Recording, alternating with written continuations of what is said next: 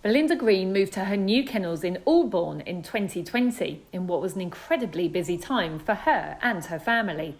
Now, with 66 dogs in her care, her work and her personal life continue to go from strength to strength. We're getting there now. It's taken obviously a fair while. You're trying to get 38 acres and a space for 100 into space for 60 to 70 and obviously only a few acres. So it's taken a lot of condensing and downsizing is never easy. But we're getting there now. Everything's starting to feel a little bit more like home now. Not finished yet, but I'm nearly there. I want to put some more grass paddocks in and whatnot, but we've got the gallop in, we've got the hydropole, we've sorted all the fencing out. We're about kind of 80% where I want to be. So we're getting there, but I always like to improve and move forward. And these facilities, like the Gallop and like the hydropool, they're important to you because the thing that strikes me when I talk to you is how ambitious you are in the sport. Yeah, 100%. I think if you can, for me, it's hard to wake up every morning and do the same thing and constantly stay the same. I like to get up and I like to, move forward. I like to progress. And if there's something I feel I can do, whether it's on my kennels or the way we do things or more staff or whatever it may be, I'm going to do it because I want to improve and, I want to be the best I can be, whatever that may entail. In amongst all this, you just kind of got on with it and had a baby, didn't you? So, we've got that in the mix as well. We had a fair few busy years, to be fair. Like you say, we moved here, we moved to Hove, we built a house, and I had a baby.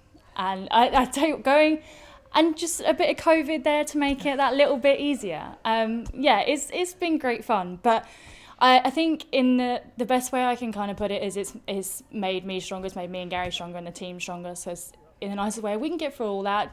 Daily stuff is easy. So fingers crossed, hopefully we're through an eventful couple of years and we can start cracking on now and have a lot of fun. And your little girl, I've been down here before and seen her down here. She's not here today, but she loves being around the dogs and literally grown up at these kennels. Yeah, she has, and she probably likes being around the dogs just a little bit too much. She's got to that age now where obviously she can reach everything, and she thinks it's great fun to just walk down the range and open all the doors up, which is utter chaos. But no, she loves it. They love her, and no, it's great for her to grow up in this sort of atmosphere. Despite the busyness and all the changes, this year has brought your greatest success. You're now a Category 1 winner after winning the Sussex Cup. You're from a family steeped in greyhound racing. How proud were your family of you? Yeah, they were really, really proud, to be fair. And it was a shame they couldn't be. Obviously, unfortunately, had to look after my little one who goes to sleep earlier than the Sussex Cup round. But no, it was really nice. It's obviously always been a family affair. It's still a family affair. Obviously, I took over from my dad in 2018. So unfortunately, due to poor health, but he's doing pretty well now. Him and my mum are now the nursery most of the time looking after Harriet. But no, like I say, at the moment it's me, Gary, obviously Pip, who's his younger brother, and my mum still helps me with accounts because maths has never been my strong point. And Dad still does all the mowing and everything in the field, so it's still very much family affair and always will be. You've got some really good owners as well now that are part of the team, and you do treat them, they're like your friends as well, aren't they? Yeah, 100%. You have to have, when you're dealing with especially open races, because you've got to put them in the right sort of direction as well, but you have to have a working relationship that works. So you have to have these, you're going to have long phone calls at early hours in the morning or late at night or whatever, and unfortunately that's part and parcel, because you have to have that relationship that works so that you're always on the same page, so that if something does go wrong or whatever, it was both your idea and it's not, oh, it was your idea, whatever. But you have to, I think it works best. I think you get the most out of your dogs, and obviously it's meant to be an enjoyable experience for everyone, so you have to get on. If you don't get on, there's no point. You may as well split and try something different. So I'd like to think that, especially the bigger owners, but most of our owners, we all get on really well. We all have a good laugh. Obviously, banter is key. It makes the day go a lot easier. But no, we always go out and beyond to make sure our owners are happy. It's a refreshing way of thinking about it, and it does sound like you put a lot of thought into it and how you want things to be at your kennel.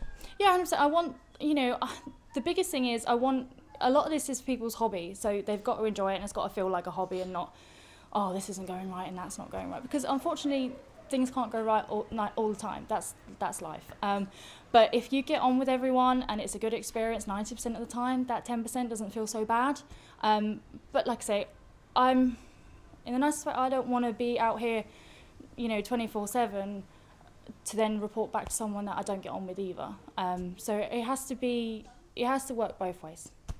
We're in a kennel full of dogs here. There's not a peep to be heard. All your dogs, as we've seen today, look so well. What brings success to Belinda? What's important in training greyhounds? I think, I think a lot of it is common sense, to be fair. You've got to feed well, you've got to exercise them. All those things are common sense. But I'm a big believer in, if you do all the little things, all the big things fall into place naturally. So if you do all those little things, then you don't really have to worry about doing anything major. But the biggest thing for me is that my dogs are happy. If they're happy, they always run well for you.